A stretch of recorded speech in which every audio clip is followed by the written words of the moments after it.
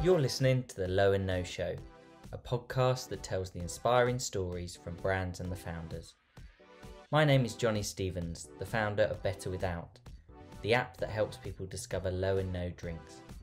I'm sitting down with guests to hear their stories, learn about their products, and the lessons they've learned.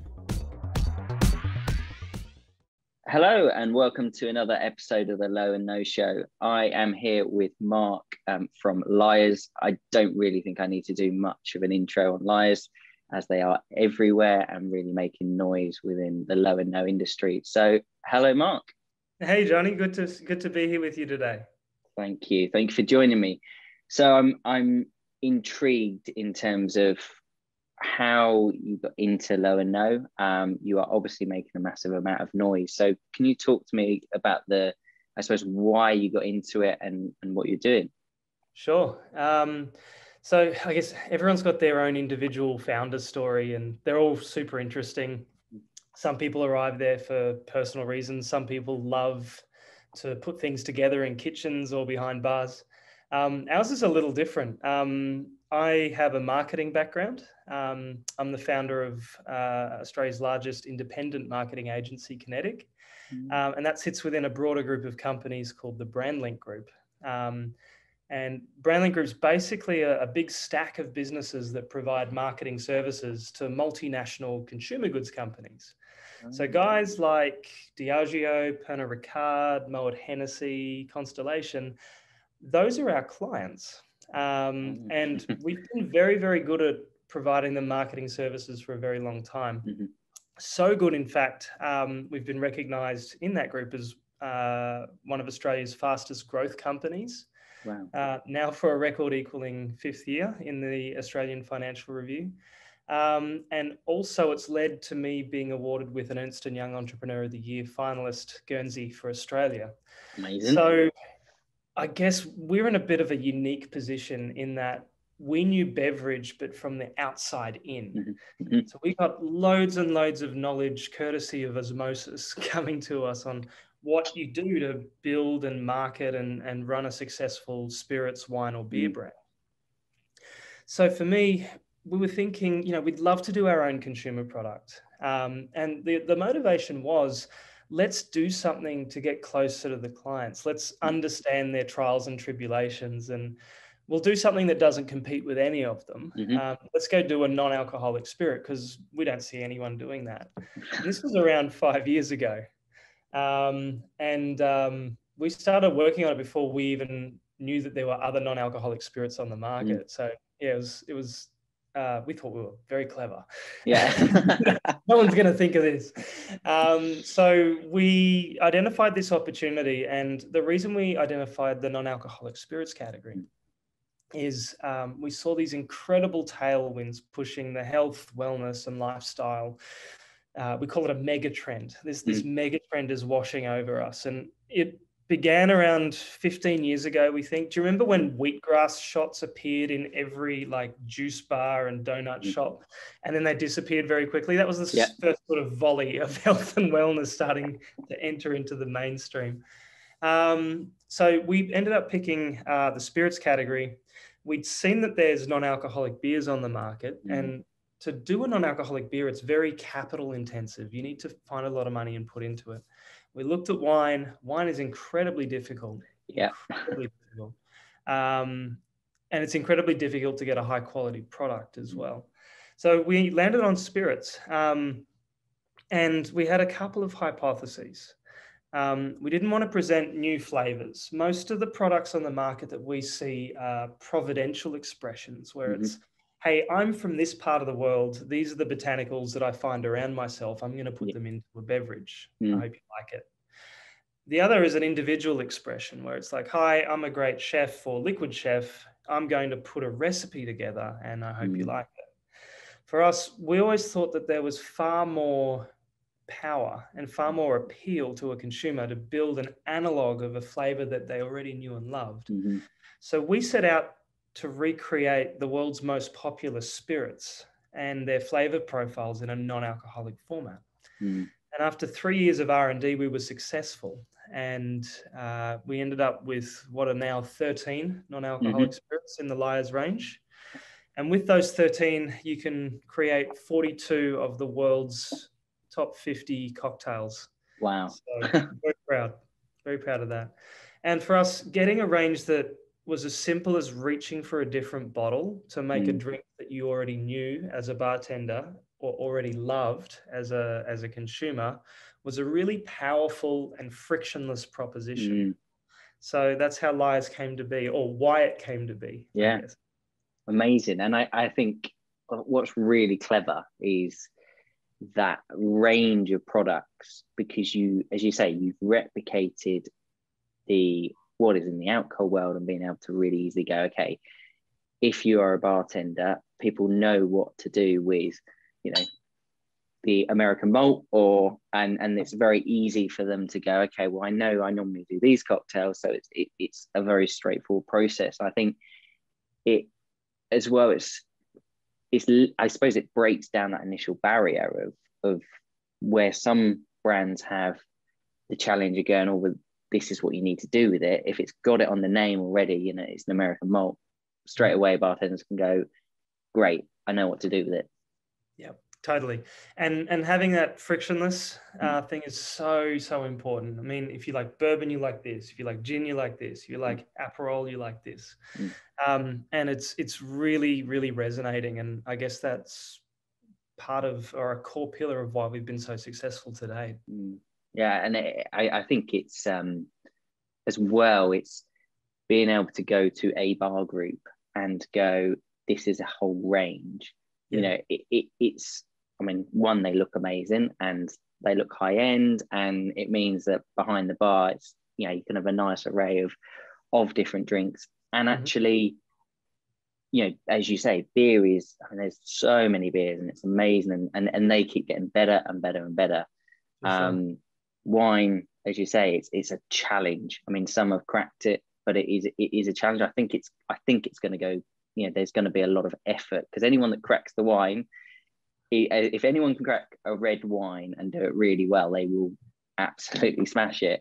But yeah, as you say, spirit, it makes it really easy. And also not forgetting that actually, and especially pandemic time, people are at home, we aren't all mixologists. We don't know what necessarily to do with it. So how, from a consumer point of view, how have you had to shift that in terms of educating the consumer on what to do with them?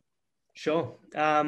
Yeah, look, you've articulated one of the most important challenges to our category, actually. One is education, but before that even happens, we're still struggling with awareness. Our research is telling us that it's somewhere between 1 and 2 adults in all Western markets know that non-alcoholic spirits exist. Really? It's pretty amazing. If you look at things like non-alcoholic beer, that's scoring much higher. That's sort of 6 in 10 adults know that non-alcoholic beer exists. So there's so much headroom in the category just from growing awareness. We'll think we'll naturally pick up organically people coming into the space because they realize there's an alternative in place. But the education piece has always been critical. For us, ever since we began as a digital first brand. I'm not sure if you've seen our website, but there's over 200 cocktail recipes on there. Our YouTube channel's exploding with how-tos. Because we identified really, really early on that people search the category. And if anyone knows how to navigate Google and has a marketing lens, people look for a non-alcoholic version of their favorite drink. They don't look for a non-alcoholic spirit. So I want a non-alcoholic old-fashioned. I'm not going to look for non-alcoholic bourbon. Yeah. For non-alcoholic old-fashioned. So like, right, this is interesting. This behavior, and this is how people are coming into the category. We have to lean into this. So we spent a lot of time putting recipes together. Our global brand ambassador lead, Jeremy Shipley, is an extraordinary mixologist, well respected around the world. There's not a bar I don't walk into with Jeremy or Jez. And people go, it's Jeremy Shipley. So getting him on the team early was amazing. And he's Smart constantly move. in his kitchen cooking these things up and working out the ways to build the perfect old fashioned using Lyre's products. But we had it was a lovely moment in a moment of chaos and sadness. So when the pandemic struck, we had brand ambassadors out there in the field, close to 25 of them in the business. Now more than 50 staff in the Lyre's business. Wow. But back at the beginning of the pandemic, there were 25 guys all in the field, all working with bars, doing exactly what we've just unpacked, raising awareness, doing education and showing people how to make great drinks with them. And then all of a sudden there's no one to sell to. There's no bars. So we're like, right, that's a lot of mouths to feed. That's a lot of people that we don't want to see go on the bread line. And at the time there was no, government support packages and the like. We were just there going, what do we do? So I said, we have to save these jobs. We have to find out a way to keep these guys working.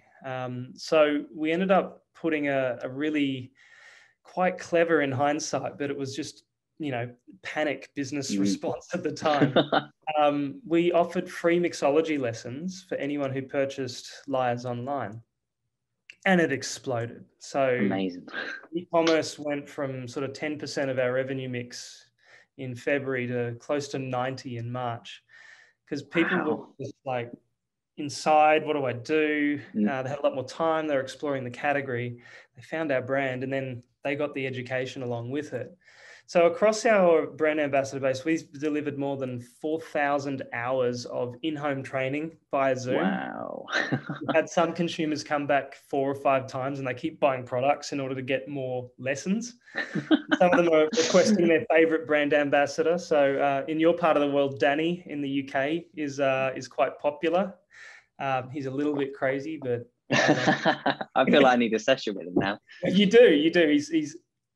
He's endlessly entertaining and incredibly passionate about the category, and such a wonderful man. But that brought Lyre's into people's living rooms and helped them work out how to use the product, and it's built extraordinary brand loyalty. And I'd like to think it's a real key for why we've been so successful to date. Amazing. And I imagine then, going into hospitality, people were going to have that brand recognition to go, I've had that before. You're already over that line, that hurdle of, what do you choose? Do you think you'll carry on doing the Zoom lessons, or do you think, is there a market for that actually it's a great way of connecting with your customers? Totally. It was a beautiful accident, I think. And, some good karma in there. We were trying to do the right thing, and we got an incredible commercial result out the other side. But yeah, we'll definitely keep doing them. I think they're so important for our brand. That accessibility piece is important. We don't want to be so aloof and have only bartenders know about it, and be that sort of brand that's only available to the select few.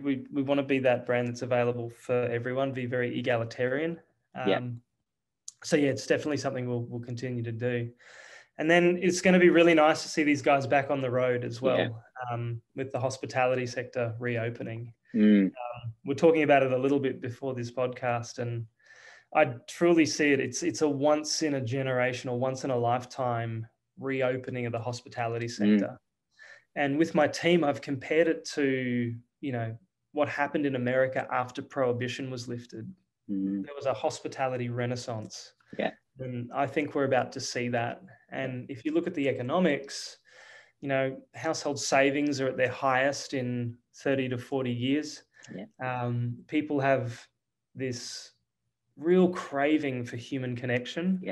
I live in the Netherlands, and the Dutch have a really elegant word for it. I'm going to mispronounce it, I'm sorry, but it's houthonger or skin hunger.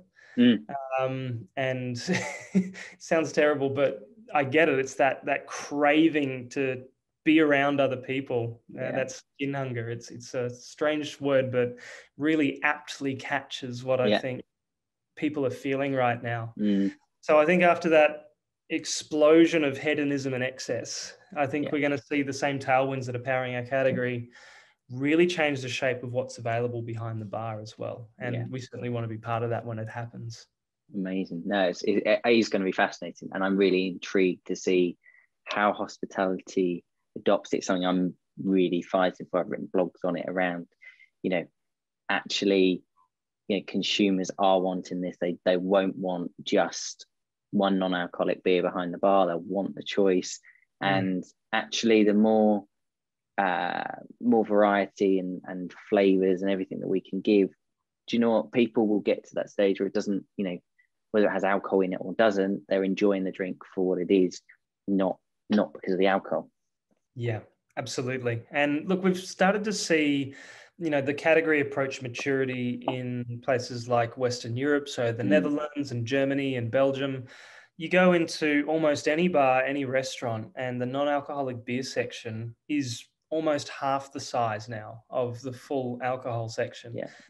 So, 30% of the category and non-alc is incredible. Yeah. So having, 6 or 7 variants on the menu there for people, it's a really, really interesting thing. And beer really is leading the way in the whole of category space, inclusive of beer, wine, and spirits. But I certainly think we'll see the same thing in the spirits category in the very, very near future as well. And do you, obviously there's loads of talk about millennials, and under 25s not drinking. Are you seeing that with your brand, or actually are you finding that you're appealing more to an older demographic, or what sort of thing are you finding as a brand? Yeah, so what's really interesting about having a range of analogs is if people don't know and like the flavors already, then, if they're millennials and they want to not drink, why would they pursue cocktail culture? Yeah. So there's that there. But at Lyre's, we say our drinkers are drinkers. And that's not to say that we don't serve the community that's abstinent for medical, religious, psychological, or personal choice reasons. They find their way to our brand and we're there for them. But the vast majority of the volume that we're seeing is from people who drink and who use our brand to moderate their drinking. So it's like, I'm not a weekday drinker, or I'm having this over lunch, or I'm doing an F45 or Orange Theory 1 month body challenge, and I'm leave the alcohol category. So that's where we're seeing incredible growth. And those heartland consumers, the abstinent community, they're there and they're the early adopters. But the mainstream is starting to come in now and take some of those behaviors from the early adoption community and integrate it into their lives. Yeah, no, definitely. And I think what the other trend that we're starting to see and hear more and more is actually, you say alcohol drinkers who are looking to cut down actually have a cocktail where it may be one alcoholic spirit, but use Lyre's, to top up, an American malt as the other flavor, so that it reduces that alcohol content, but still produces a great drink. For sure. And yeah, look, I've seen so many, 1 unit Negronis or one standard drink Negronis. So a shot of someone's favorite gin, and then our Italian orange and our aperitif rosso makes a beautiful Negroni. Still has, the complexity and elegance of the original alcoholic spirit in the gin, if that's what people are looking for. But we can round out that flavor profile and give them something that's equally as enjoyable, but not so much of a big boy drink. Yeah. No, amazing. No, it's fascinating. And I'm intrigued to see, where it goes. And it's just fascinating hearing your insights, your stories, where, from your side, how you've approached it. And where people listening, where best to find you, learn more about the brand, the cocktails and everything. Yeah, for sure. So the best place to start is at lyres.co.co. The website is available in 14 different languages now. That was a huge amount of work. So we sell directly to consumer in 21 countries through the website, but we're available to consumers in more than 41 countries now, primarily through major retailers. So look for us on shelf. And certainly look for us behind bars as continue to reopen. But the website is the best place to start, lyres.co. Amazing. And I think, we're going to be seeing a lot more behind the bar, and looking forward to that. So Yeah, thank you very much for joining me today. It's been really good to hear the story, and I'm sure we'll speak soon. Likewise, it's been great chatting to you today, Johnny. Take care. Thanks for having me. Brilliant. Thank you.